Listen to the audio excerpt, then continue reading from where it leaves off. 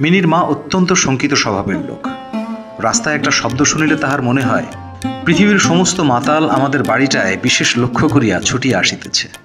এই পৃথিবীটা যে সর্বত্রই চোর, ডাকাত, মাতাল, সাপ, বাঘ, ম্যালেরিয়া, শুয়োপোকা, আরশোলা এবং গোরার দ্বারা পরিপূর্ণ এতদিন খুব বেশি দিন নহে। পৃথিবীতে বাস করিয়াও সে বিভীষিকা তাহার মন হইতে দূর হইয়া যায় নাই।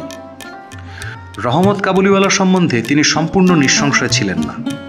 তাহার প্রতি বিশেষ দৃষ্টি রাখিবার জন্য তিনি আমাকে বারবার অনুরোধ করিয়াছিলেন। আমি তাহার সন্দেহ হাসিয়া উড়াইয়া দিবার চেষ্টা করিলে তিনি পর্যায়ক্রমে আমাকে গুটিকতক প্রশ্ন করিলেন। কখনো কি কাহারও ছেলে চুরি যায় না? কাবুল দেশে কি দাস ব্যবসা প্রচলিত নাই? একজন প্রকাণ্ড কাবুলের পক্ষে একটা ছোট ছেলে চুরি করিয়া লইয়া যাওয়া একেবারেই কি অসম্ভব? আমাকে মানিতে হইল ব্যাপারটা যে অসম্ভব তাহা নহে, কিন্তু অবিশ্বাস্য। বিশ্বাস করিবার শক্তি সকলের সমান নহে। এই জন্য আমার স্ত্রীর মনে ভয় রহিয়া গেল। কিন্তু তাই বলিয়া বিনা দোষে রহমতকে আমাদের বাড়িতে আসিতে নিষেধ করিতে পারিলাম না।